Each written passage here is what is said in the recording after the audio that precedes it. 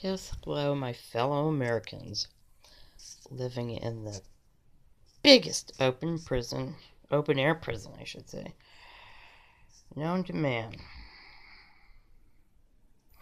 Someday, some of you will actually understand that statement. But until then, we are going to move right along with these ridiculous bills the Democrats are putting through, pretending like there are some kind of big parent. We got to tell everybody how to do something, how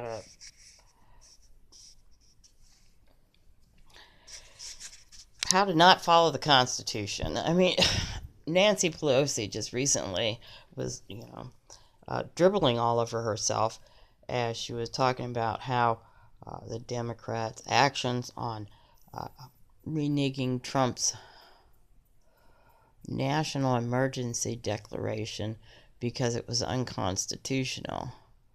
And as she fumbled through her words wearing her I think it was $3,000 or $5,000 blouse, um, sitting there telling the American people it was about the Constitution. Now, she needs to be arrested because that's a big fat lie. I don't even think the woman's read the Constitution. And I don't believe any of the Democrats have read the Constitution. And some of the Republicans haven't either. It should be a test. They should have to take a test and know the Constitution, even if they're elected. Because if they're so ignorant they don't know that these laws that they keep introducing and passing are unconstitutional, they need to be removed from office. And by the way, the Constitution gives the people that right. We, the people, need to organize and get these people impeached. Well, anyways, this is a nice other bill that was introduced on February 4th. There's a lot of them coming up, so I'm going to try and get out as many as I can for this channel, Assassinate Evil. Okay, and I'm going to go through them. There's your culprits who introduced it on the 4th.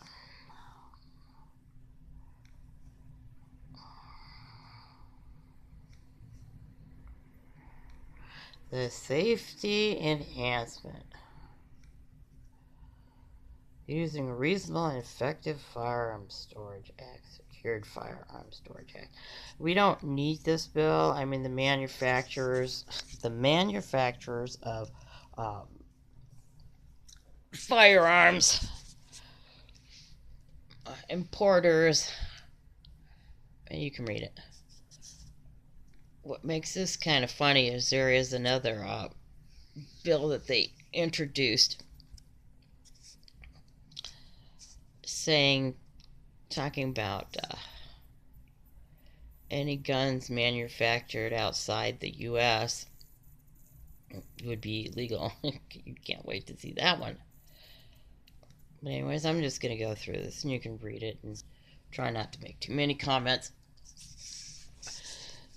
Because what I don't understand, especially about the NRA and gun rights activists, militias, are their unwillingness to say shall not be infringed. I mean, there's no room in there. Shall not be infringed. That means that they can't touch it in any which way. And taking away ammunition is like selling a car without the car keys. So, you have to wonder how these people can get up and argue and say they're gun rights advocates and right to bear arms. Which right to bear arms mean equal arms to what the government has. Now, here's something that a lot of you will find shocking. Places like Venezuela, individuals own the same type of weaponry the government does, even tanks. And here, this country was supposed to have the Second Amendment, the right to bear arms. It has no distinction in the arms.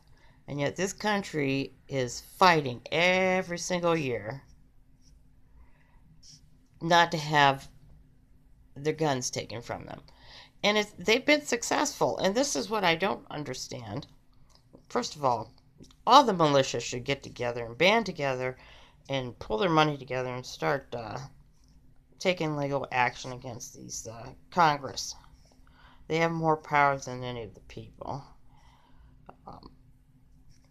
And the regular people who believe in the Constitution, we might not be part of a militia, need to band together and demand these fines that are in the Constitution be imposed on the Congress and the Senate.